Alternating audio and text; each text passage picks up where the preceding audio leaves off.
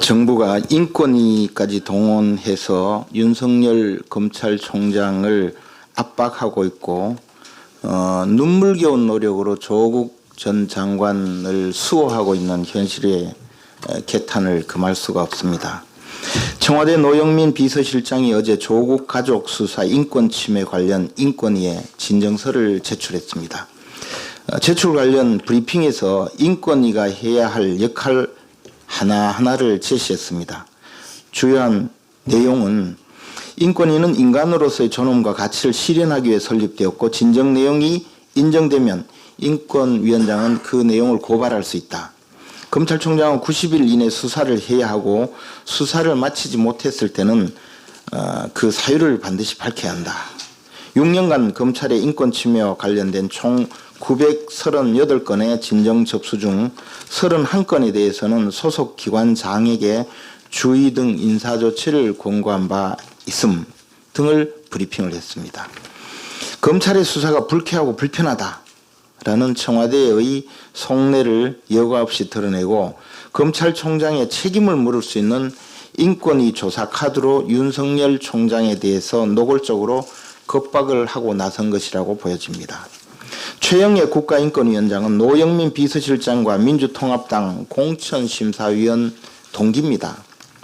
최영애 위원장은 노무현 정부 인권위 상임위원, 박원순 시장의 서울시 인권위원장을 역임하고 더불어민주당과 괴를 같이 해온 대표적인 민주당 측 인사입니다. 청와대의 세세한 조사 가이드라인과 최 위원장 삶의 행적을 보건대 인권위는 어떤 결과를 내놓을지는 이미 답이 나와 있다고 보여집니다. 청원인과 동참하신 국민 여러분께 깊이 감사한다라는 메시지까지 전한 청와대, 이 청와대 홈페이지 대문에 해당하는 내용을 게시하는데 이 눈물겨운 조국 창가가 아닐 수 없습니다.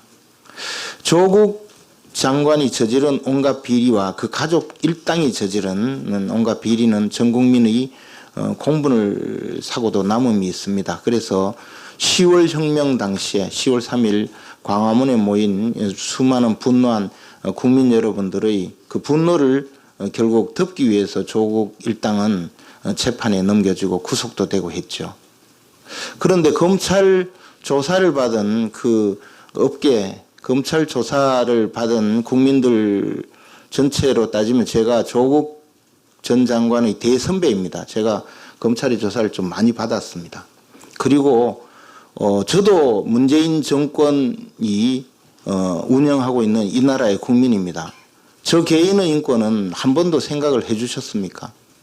정권은 주구가 되어서 날뛰던 그 검찰의 그 수사 행위에 영원히 그냥 혼이 나갈 정도인 그런 국민들이 많았습니다. 그런 국민들 인권은 한번 생각해 보셨습니까?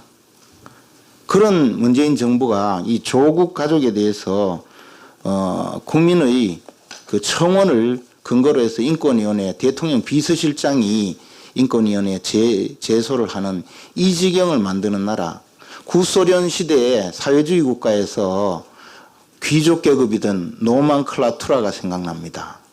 이 대한민국 민주공화국에서 귀족 특권 계층이 생겨난 겁니다. 바로 조국 가족, 조국 일당입니다. 윤석열 검찰을 해체하고 검찰 주요 보직에 대통령 수호대를 임명하고 이제는 국가기관을 동원해서 윤석열 검찰총장을 쫓아내려고 하고 있습니다. 정권 비리 수사는 온갖 방해 공작을 해서 자기들의 비리를 덮으려고 지금 눈에 불을 켜고 달려들고 있습니다. 진실은 언제나 승리할 것입니다. 똑똑히 지켜보며 침묵하는 국민들의 눈을 기억하시기 바랍니다.